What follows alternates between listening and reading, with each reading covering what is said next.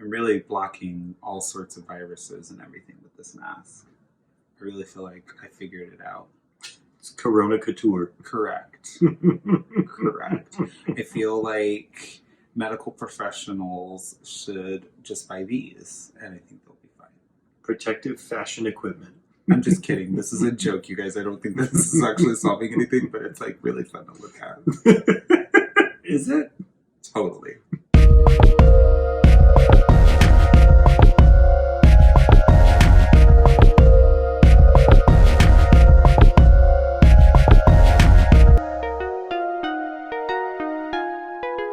Hi, everyone, and welcome to another episode of Relationshit, our weekly after show about our podcast, Relationshit. We, of course, are your hosts, the Critellis. I am Marko. And I'm Tony. And it is a very interesting week.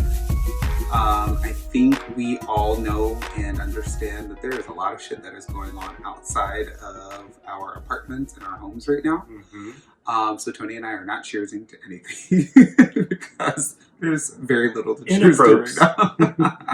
But that being said, we have had a couple of episodes. If you all had the pleasure of checking out our IG Live episode, we did a really fun conversation regarding coupled isolation. Isolation, as I'm calling it. Isolation, as Tony likes to call it.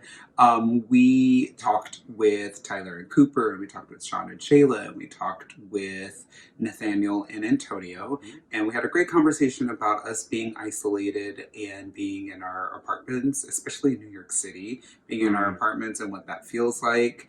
And that was great. Unfortunately, I don't have a way for you guys to check that out again because it's gone. Totally my mistake. I totally apologize. But that being said, we wanted to kind of talk from a real place right now. We're not going to talk about any articles this go around. We're just going to actually shoot from the hip and have a conversation with you all. So, how are you experiencing? What is your mental state right now behind this whole pandemic situation? I am actually kind of peaceful. Okay. There are things you can control, and there are things you cannot. I cannot control the spread of this disease outside of my own behavior. Sure. So I will stay home, I will protect myself, and I will do what I need to do to keep myself safe and sane during this time. Yeah. It's the only thing you can do, right? Mm-hmm. You? You're climbing up the walls. Well, I'm not even going to talk about the isolation aspect of it, because I honestly think that is like tertiary to the entire situation. I think the first problem is the virus itself, right? And the fact that it's killing. I think the second thing is like mentally how we're doing with it. And then I think the third thing is the fact that you have to stay in your fucking apartment or home for a little bit, which like at the end of the day is like, it's okay, tough. You get to stay alive. Like, it's tough. Like, I'm not going to discount it at all. But at the end of the day, you know, we have the opportunity to try to fix this by staying in. Like, stay home. And if you do that, then we can slow this down and we can try to fix some things. Mentally, how I'm doing behind this, I think that's a great question, because I don't know that I've actually thought about it. I am, I'm not necessarily freaking out. I'm freaking out for a couple of reasons. I am freaking out. I know that sounded like super bipolar. I'm not necessarily freaking out. I'm freaking out. I'm freaking out for a couple of reasons. As everyone knows, I had kidney cancer last year, and I had a surgery in December, and then all of this came. So the fact that I'm like, what's the word? Immunocompromised because of this virus.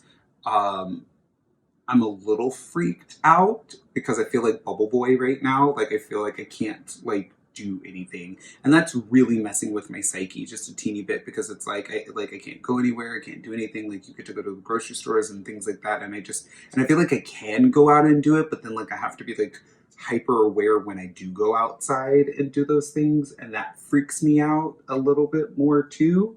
And so I'm not like in love with the situation. That said, I've been following it very closely, so I know and understand what's happening. I know and understand how all of this, spreads and the things that are necessary behind it. But, I'm just, I'm kind of climbing up the walls, because I want to get back to quote unquote normal, whatever that means for whoever is listening to this. But I don't know. It's hard. It's tough. This is really tough. It's very difficult for you because you like to go out social. You like to go out to relieve stress. Yeah. So you're not getting a release of stress. You also like to go out to meet new people. Mm-hmm. And so you're not only not meeting new people, you're not interacting with your vast social network, and you are only interacting with me. Yeah. Routinely. Yeah. So it's tough, and you like me and I like you, but that's tough for anyone. Yeah. To shrink your circle to such a small sphere. Yeah. It's difficult. It is very difficult. It's really difficult. And we have been extremely fortunate in that we have not lost anyone. Right. And our hearts go out to everyone who has, because Right. there are many of you, so many of you.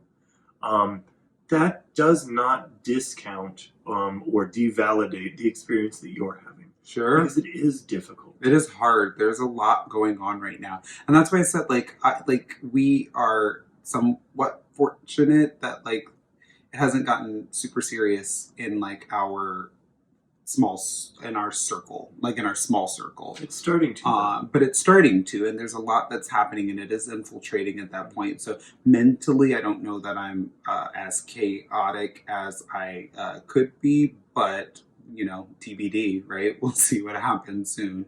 Because you have a lot more of this to go through. Yeah, there's a lot. And that's the reality. That's a really important part of this, is you just have to accept that this is the new normal, as they're calling it. Yep.